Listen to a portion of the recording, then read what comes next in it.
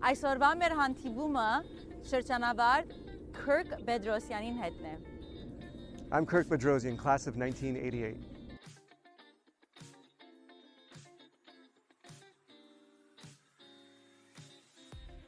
Tell us a little bit about this giant operation. Is it a family business or is it a first generation? It's a family business, but I started it. My dad was in coffee processing, and he had coffee processing plants in Costa Rica, Indonesia, and Vietnam. Wow.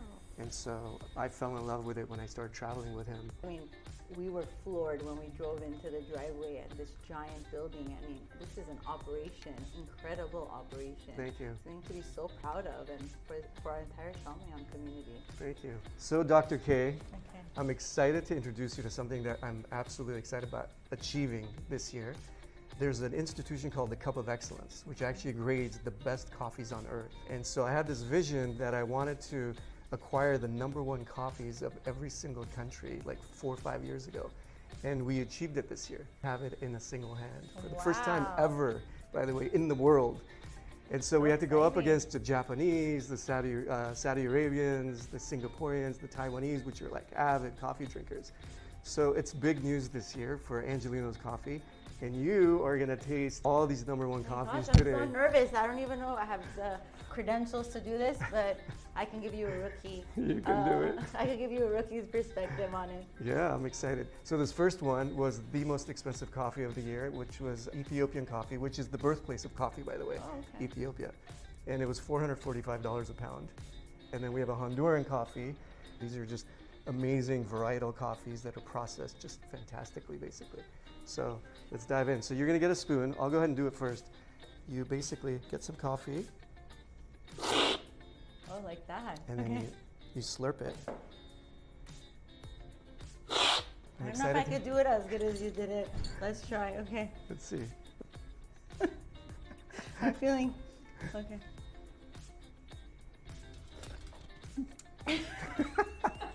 Good Oh, I effort. forgot to spit it up.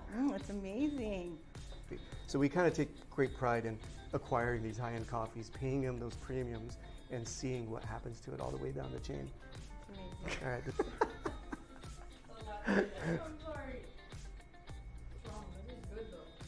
Etiquette of coffee tasting is the slurping. Yeah, and there's a reason for it actually. You're aerating the coffee in your mouth. Not only getting your story, we're learning today. This is important. Great. So I'd like to take you on a tour. All right, I'd love to see it. We came here about 5 years ago. 5 years ago.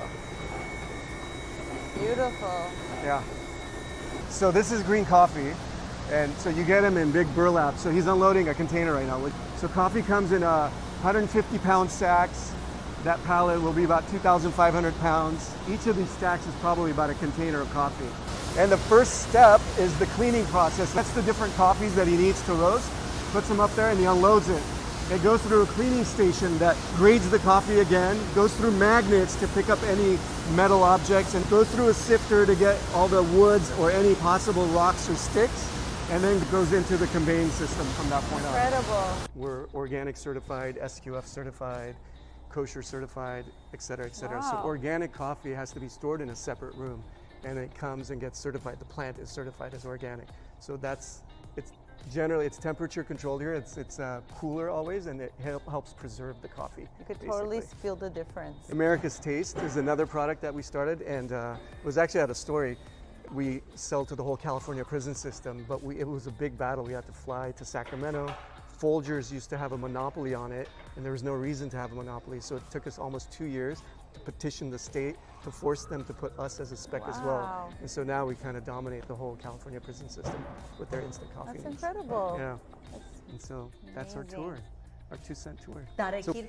Դարեկիրքը մեջ կդանք քեզի շատ անուշիկ անունովը Coco Bedrossian. Wow. So I love us Coco. Coco.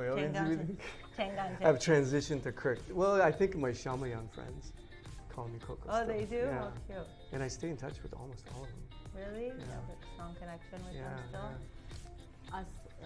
As կորձադեղը միակ բառը որ միտքս կուքա փասարիկ եւ շատ շնորհակալ եմ որ մեզի ընդունեցիք կորձադեղետ ներս. Can you tell us a little bit about what field did you pursue in college?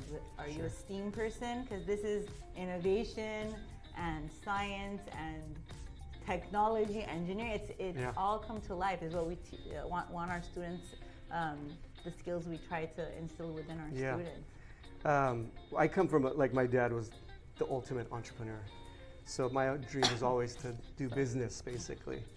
But after Chamoyan, I went to Wilson, Glendale High, and then I went to Glendale College for a couple of years. So you were saying that you went to Glendale. Oh, so yeah, I went to Glendale College first for a couple of years, and then USC for a semester. But I'd already started my startup while I was in Glendale College, and it was the early days of the internet, and I decided to take my bold step, which was a big issue at the house, and I just pursued my internet business, which took off like crazy. And so I just ran that for a couple of years, and that gave me the opportunity. Before remote work ever existed, I was probably the first remote work guy. Oh, I love that. And so I started traveling and going with my dad to his coffee processing origins while I was running my internet business, basically. So you're always thinking outside the box. Yeah, always. So innovation at the core. How do you feel that your experiences at Chamoyan influenced your educational journey? Chamoyan had a rigorous curriculum. The greatest value was really the community. I don't know if you know, but we had moved to, Blake went to Tufekyan for half a year during COVID, and we always wanted to move out. And so we moved out to Newport Coast, settled over there, lived over there and put the kids in school, and that was gonna be our life. But Mandana, my wife, just kind of always felt like something was missing. And so I think within, I don't know, by the second year or whatever it was, she's like, I want to go back. It's missing something. And ever since we came back, it's been like very clear that we made the best decision coming back. It feels like home. I think we've had the opportunity as well to kind of leave, and we can really attest that there's that community, the caring. So that's something special that you can't replicate. First time I visited, when we did the tour, when Blake was going to come, I hadn't visited. I was absolutely blown away. You guys are doing a great job. I know you have a lot of emphasis on improving and upgrading the facilities. I gotta give credit to all of you, and you especially.